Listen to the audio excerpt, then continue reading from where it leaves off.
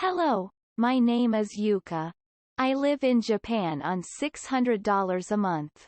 I would like to introduce 5 things that I have become richer by throwing away. There are many benefits of throwing things away, but I think the biggest benefit is that it makes it easier to save money. It is more correct to say that we did not save money because we have too many things rather than because we throw things away. We are in an environment where we tend to spend money on a regular basis. We are constantly tempted by television, social networking sites, store displays, and so on.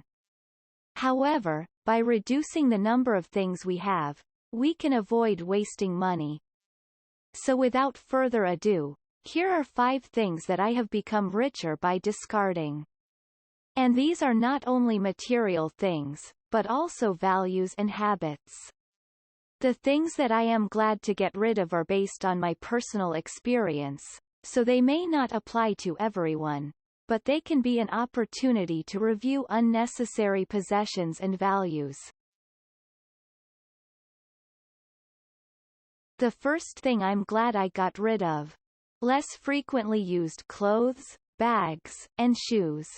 By throwing away clothes I don't wear much or don't like, I am able to save money. The number one reason is that I feel more comfortable with less stuff. When you have a lot of clothes, it can be difficult to find them or to store them after washing. And when a room becomes messy and needs to be cleaned up, it takes longer to do so if you have a lot of clothes. Whether you want to throw them away or sell them, it takes time. However, once you throw away your clothes, it becomes easier to manage them and you don't want to add to your wardrobe. This will naturally change the way you shop. You will no longer buy impulsively, and you will buy only what you really need and what you can wear for a long time. I buy very few clothes now. I only need a few favorite and frequently worn outfits. As a result, I spend less money on clothes, I make fewer shopping mistakes, and I accumulate money more easily. Also, my room is cleaner with less stuff than when I am surrounded by many clothes, and I feel more comfortable and more satisfied with my life in a room with only my carefully selected favorites. Second, things I am glad I got rid of. I bought it at a 75-cent store. There are many 75-cent stores in Japan. They are like $1 stores in the US, and I often go there to buy various things because they are inexpensive. When I did a decluttering before, I found a lot of things I didn't need. Many of them were things I bought at the 75-cent store. I bought them cheaply and thought, let's just buy them because they are cheap. As a result, they ended up in the trash without much use. After that, even if a product is inexpensive, I started asking myself, do I want to keep using this product? Do you really like this product, not because it is cheap? I now shop carefully after asking myself these questions. Now the only things I buy at the 75-cent store are supplies. For example, cotton swabs, tape, and mechanical pencil leads. If it is something that I am not particularly particular about and will always use up, I rarely regret buying it. On the other hand, if it is something that you will basically keep using unless it breaks, you will end up using it for a long time, so you should not compromise on it even if it is a little more expensive. Examples include dishes, kitchenware, and stationery. Personally, I feel that it is difficult to become attached to things bought with compromises and often do not take very good care of them. When we do, they often seem to end up in the garbage. After all, in addition to wasting money, a life surrounded by things we don't like is far from rich. We recommend that you do not easily buy things just because they are cheap. The third thing I am glad to get rid of is a reward for myself. This is a habit rather than an object. In Japan, there is a word for rewarding oneself. Specifically, it refers to the everyday use of money, such as buying something sweet at a convenience store on the way home after a hard day's work, eating a fancy lunch, or drinking as much alcohol as you can at an izakaya Japanese-style bar.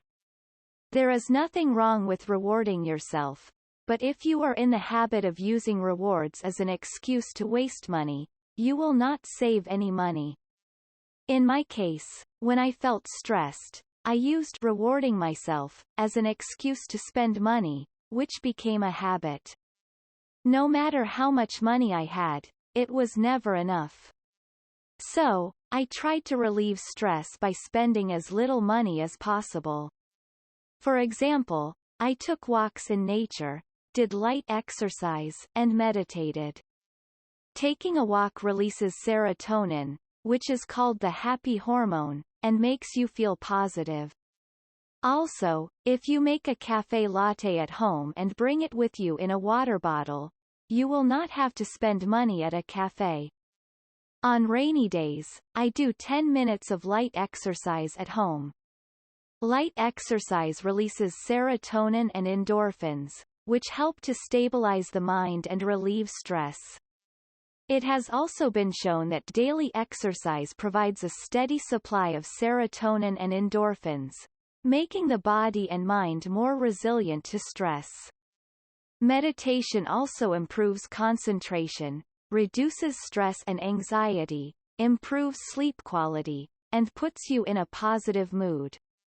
My method is to sit in a comfortable position, lightly close my eyelids, and do nothing for 5 to 15 minutes with background music playing. During this time, it is okay if something pops into your head. It's just this one thing, but I try to make time to do it because it calms the noise in my head and relaxes me. Spending money to treat yourself is necessary to enrich your life. However, you cannot save money if you cannot relieve stress without spending money. We recommend that you decide how much you want to spend per month as a reward for yourself and look for other ways to relieve stress without spending money. The fourth thing I'm glad I got rid of. Make good-looking food. In Japan, a meal with a wide variety of items is considered good. This is a menu that uses a variety of ingredients and serves small portions of food prepared with a wide variety of flavors and cooking methods. It is nutritionally balanced, healthy, and looks delicious. We see many posts of such meals on social networking sites. In the comments section, many of them praise the food, saying, "It looks amazing, just like a restaurant, and I have admired it myself." I thought that cooking and eating such dishes would enrich my life.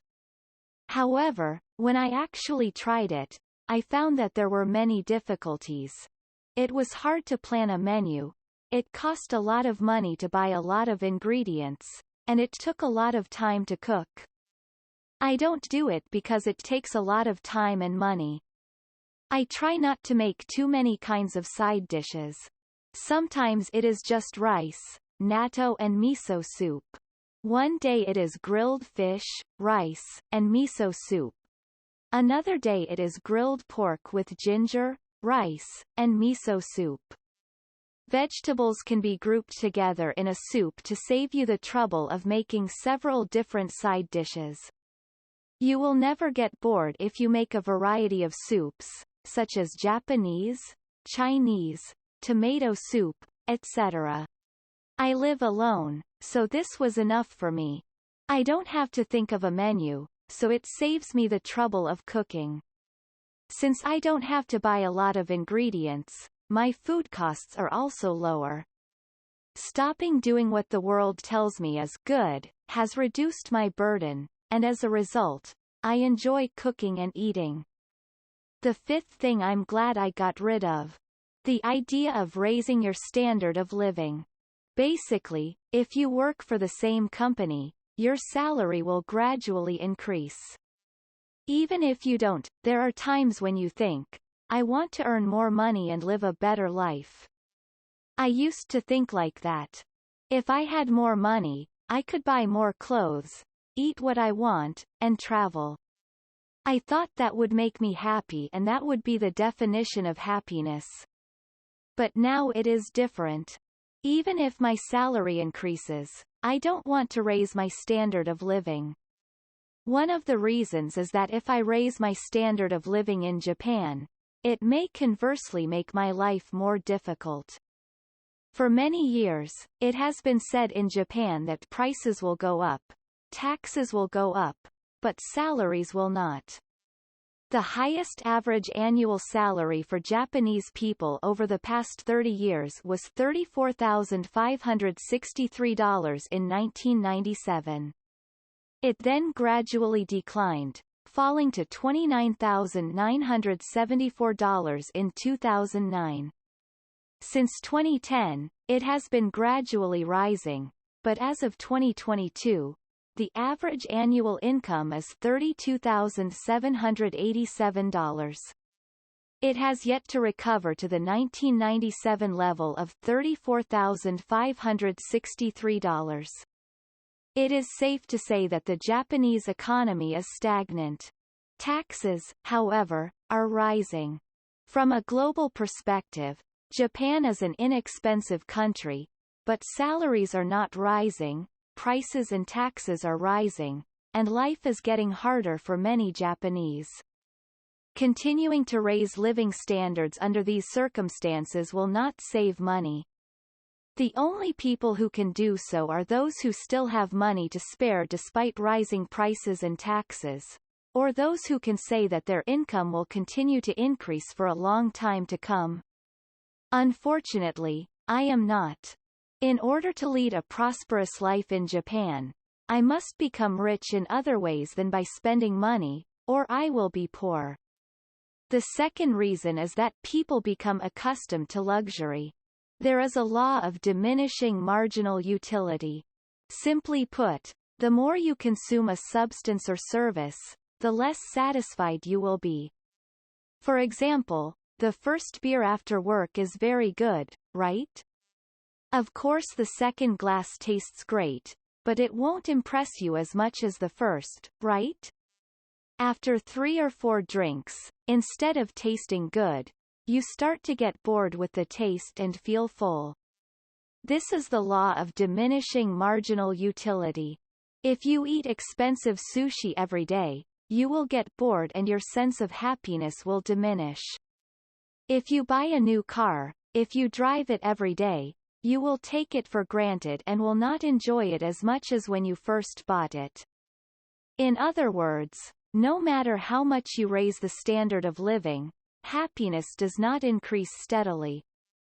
This is my personal experience. I like to travel, so I used to go on trips 2 or 3 times a year. One time, I wanted to be more satisfied and impressed, so I stayed at a hotel that cost $592 per night. This was a luxury for me, as I had previously stayed in hotels ranging from $148 to $296. When I actually stayed at the hotel, there was a fruit platter when I entered my room and I was able to take a private outdoor bath. It was a wonderful service, but I'm not sure if doubling the price would have doubled my excitement. After realizing this, I no longer choose hotels based on price. Price and pleasure are not proportional. So I no longer think about raising my standard of living.